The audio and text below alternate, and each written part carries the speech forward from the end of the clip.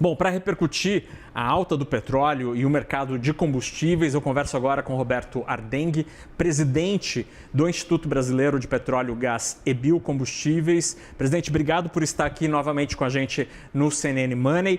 Eu queria começar a nossa conversa falando do mercado de combustíveis propriamente dito.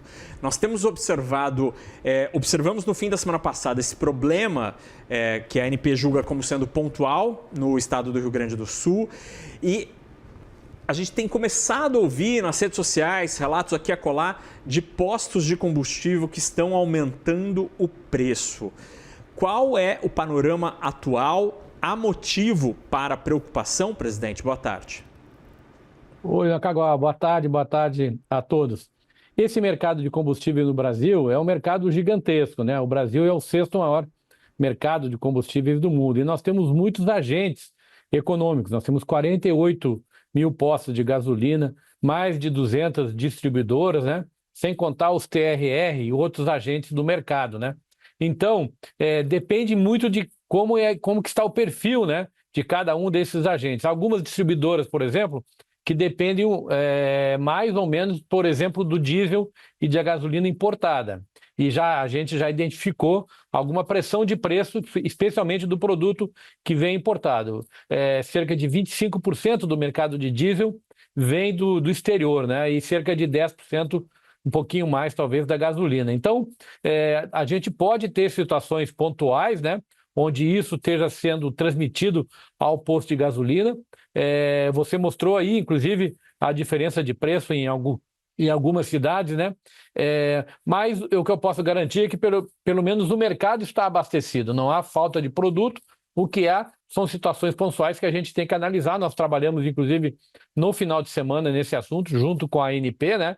E não há, por exemplo, no caso do Rio Grande do Sul, falta de produto, o mercado está totalmente abastecido. Presidente, a gente pode estar diante de uma situação em que, eventualmente, distribuidoras que têm o combustível em seus tanques estejam segurando a venda deste combustível à espera de um eventual aumento mais generalizado no mercado? Nakagawa, nós não conseguimos identificar nenhuma situação nesse caso aí. O que nós temos visto é exatamente isso. Algumas distribuidoras dependem em maior ou menor grau do produto importado e esse sim já está chegando a um preço maior porque o produto refinado ele já está sofrendo, né, a pressão de preço a partir do barril de petróleo. O barril de petróleo subiu aí de $63 para quase $106 hoje de manhã, né? E isso evidentemente que vai afetando a cadeia dos combustíveis como um todo, né? Então, talvez seja esses movimentos que a gente esteja identificando aí em alguns lugares pontuais no Brasil. Perfeito. E, presidente, se eu tivesse uma importadora de combustíveis, a Narca Combustíveis ali, eu pago o preço quando eu fecho o pedido ou quando o combustível de fato é desembarcado em um porto brasileiro? Depende do modelo contratual, né? Muitas vezes você vai pagar quando o produto chega no mercado brasileiro, que é o preço CIF, né? Mas muitas vezes você paga o preço FOB, que é Free On Board, quando o produto é carregado lá na refinaria e está se dirigindo ao Brasil. Então, isso vai depender muito do modelo contratual que a distribuidora está usando para trazer o produto para o mercado brasileiro. Tá, bacana. E sobre esse mercado que, do ponto de vista econômico, é muito interessante, porque de fato há uma concorrência no mercado especialmente no diesel, né? Quando temos aí 1/3, 1/4 do mercado que precisa necessariamente ser abastecido pelo combustível importado. Qual é a margem hoje, em março de 2026, presidente, para o distribuidor de tentar modular essa compra de um importador ou da Petrobras? É fácil mudar esse norte, esse leme de um para o outro? Depende muito do que a distribuidora tem em termos de suprimento interno. Não só a Petrobras, né, mas também os outros refinadores. Nós temos no Brasil várias empresas que refinam petróleo, né? Então, muitas vezes a distribuidora tem contratos de garantia de uma certa quantidade de produto, né, que a gente chama no mercado de uma cota, né? em cima desses refinadores, mas muitas vezes essa cota não atende o que a distribuidora precisa em determinados períodos do ano. A gente tem que lembrar também que o diesel, assim como a gasolina, ele tem sazonalidade, né?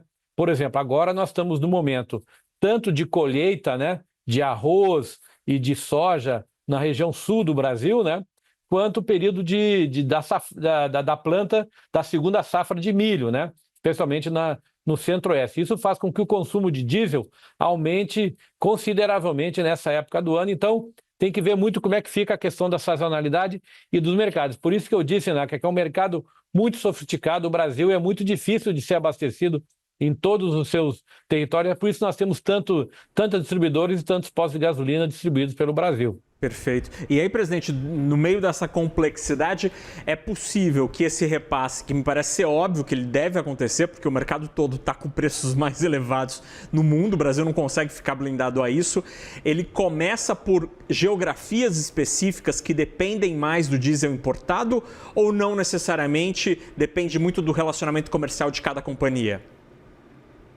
Existe uma lógica também geográfica. Então, por exemplo, quando você pega alguns estados do norte e do nordeste do Brasil, pela proximidade que eles têm lá com a região do Golfo, né? Então, muitas vezes é vantajoso trazer o diesel importado, porque fica mais barato do que trazer o diesel, por exemplo, das refinarias de São Paulo. São Paulo é o maior refinador, né, do Brasil como estado, tem 5 refinarias grandes, né? Mas pegar o produto de São Paulo e levar, por exemplo, até o Maranhão, acaba sendo bastante caro e muitas vezes faz sentido que esse produto venha de fora. Então, é uma realidade regional que também a gente tem que ser levado em consideração. É um mercado complexo e eu acho que qualquer análise assim de curto prazo tem que levar em consideração também esses aspectos. Perfeito, e que bom tê-lo aqui para a gente pontuar e observar essas especificidades desse mercado.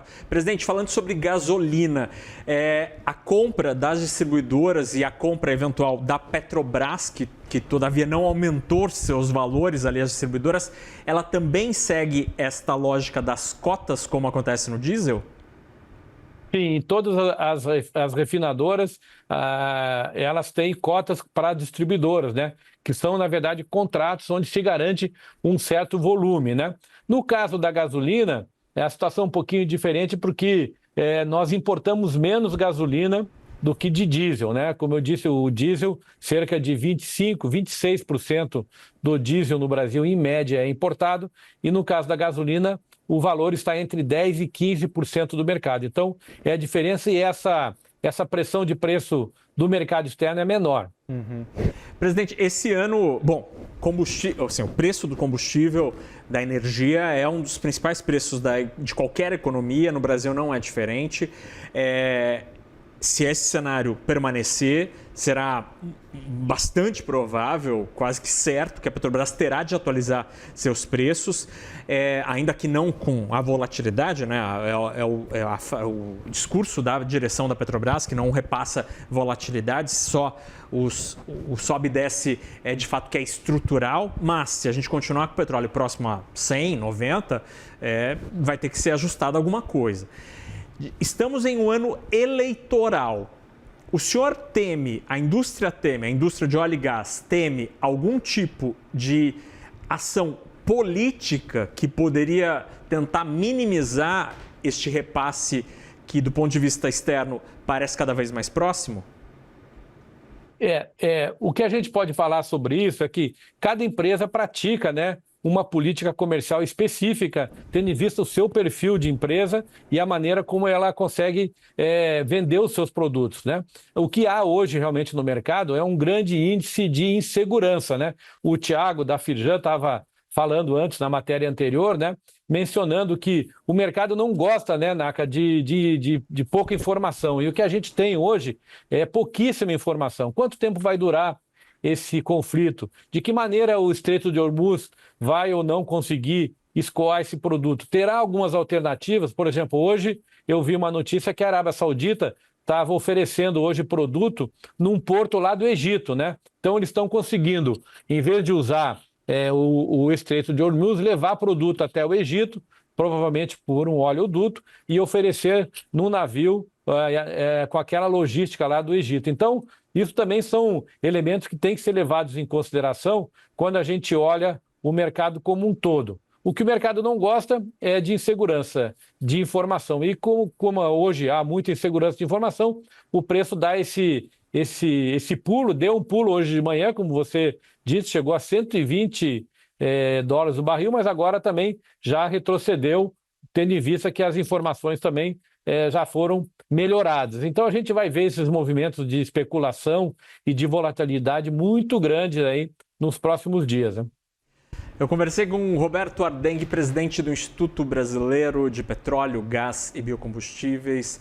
Presidente, muitíssimo obrigado pela disponibilidade de conversar com a gente e de fazer análise, mesmo diante de tantas questões aqui, né, de tantas dúvidas, como o senhor mencionou, só mesmo com a previsibilidade que a gente conseguiria ter uma percepção mais precisa de fato, mas foi muito bom tê-lo aqui para a gente entender onde estamos pisando. Obrigado de verdade pela conversa, uma ótima semana ao senhor. Obrigado, boa tarde a todos. Tchau, tchau.